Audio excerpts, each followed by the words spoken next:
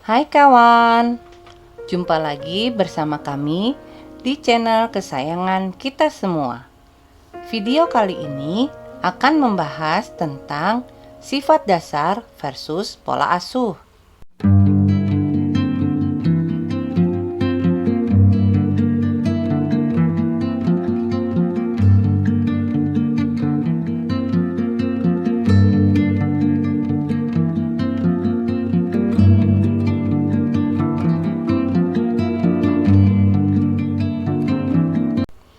Bagaimana gen dan lingkungan mempengaruhi kehidupan kita.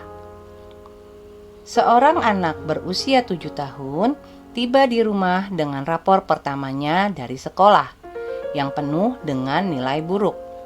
Ayahnya mendekat di belakang bahunya untuk mengintip nilai akademik yang horor itu. Gadis itu pun berbalik dan bertanya, "Bagaimana menurutmu, Ayah? Apakah ini sifat dasar atau pola asuh?" Berabad-abad yang lalu, John Locke dan lainnya mulai berargumen bahwa kepribadian kita sebagian besar dibentuk oleh lingkungan tempat kita dibesarkan.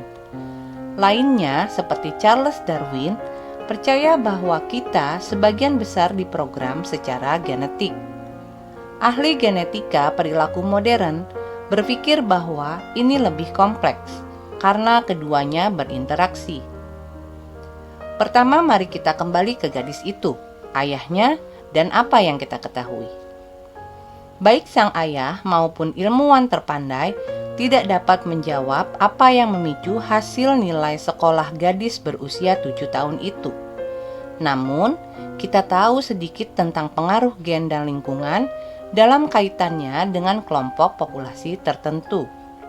Contohnya, pada kelompok yang terdiri dari 100 pria kulit putih Amerika berusia awal 20-an, Anda mungkin akan menemukan bahwa secara rata-rata IQ mereka 100, tinggi mereka 178 cm atau sekitar 5,8 kaki. Dan 10 dari orang itu memiliki masalah dalam mengeja. Sekarang kita dapat menanyakan, yang mana dari 3 hal ini yang ditentukan oleh gen? Segala sesuatu yang terjadi sebelum pembuahan sering disebut sebagai sifat dasar, sedangkan yang oleh lingkungan adalah apapun yang terjadi setelah ibu mereka hamil sering disebut sebagai pola asuh.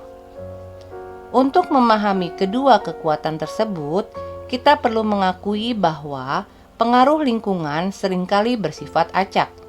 Saudara kandung punya pengalaman yang sangat berbeda tentang keluarga mereka, dan kita perlu menyadari bahwa gen itu kompleks. Tidak ada gen tunggal yang melakukan satu hal.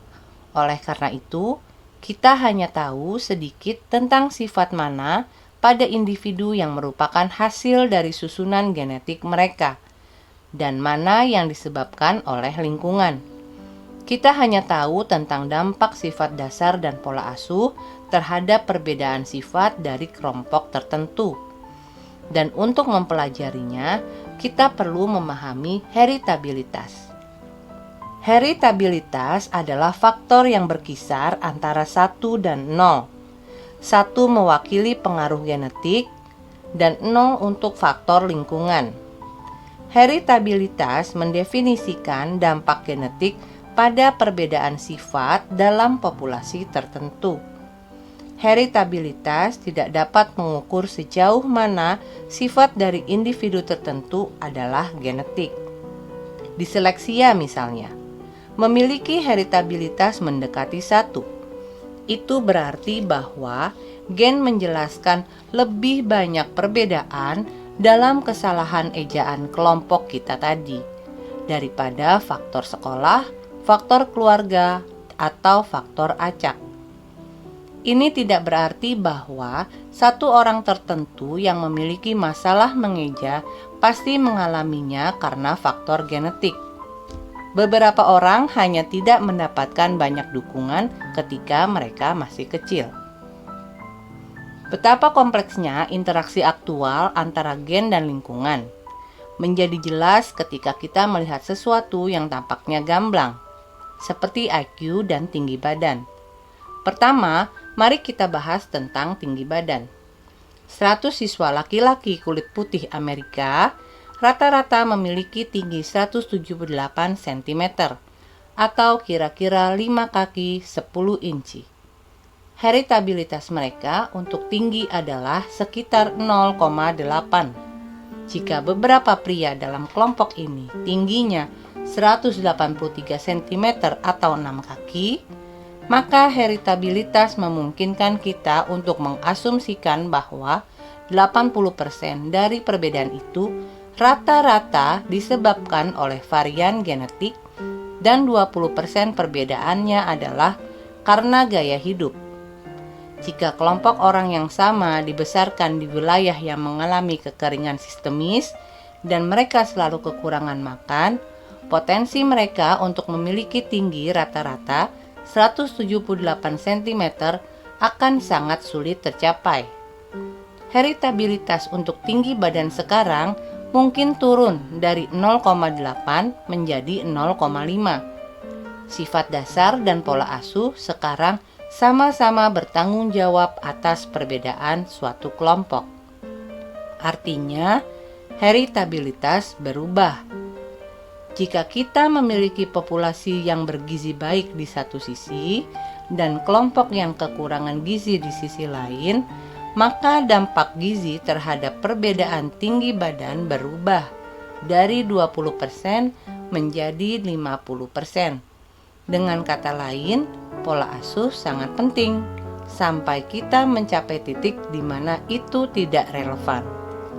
Lalu bagaimana dengan kecerdasan? Heritabilitas IQ adalah sekitar 0,6 untuk orang berusia 20-an dan kemudian meningkat seiring bertambahnya usia. IQ rata-rata dalam kelompok kita tadi adalah sekitar 100. Namun, beberapa orang memiliki IQ 110. Oleh karena itu, gen bertanggung jawab atas 60% perbedaan, dan faktor acak serta lingkungan berpengaruh sekitar 40%.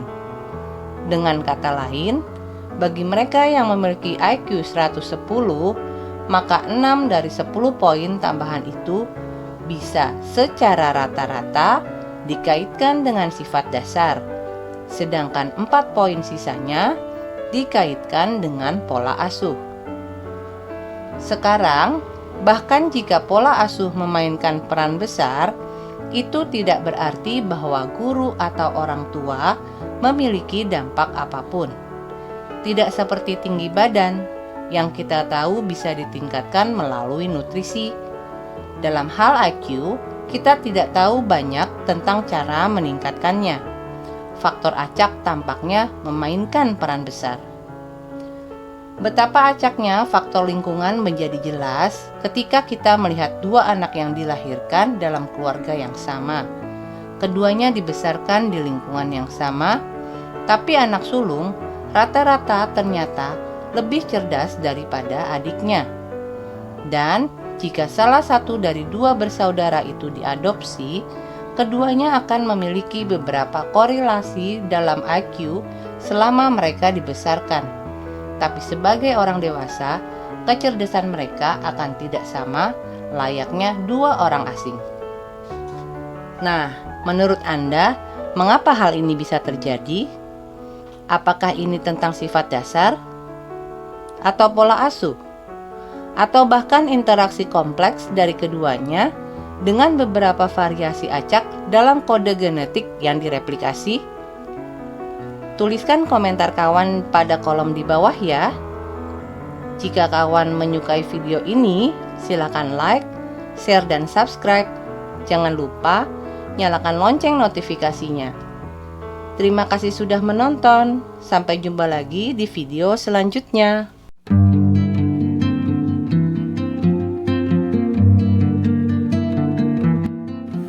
Semoga video ini bermanfaat. Jangan lupa subscribe, like, dan nyalakan notifikasinya.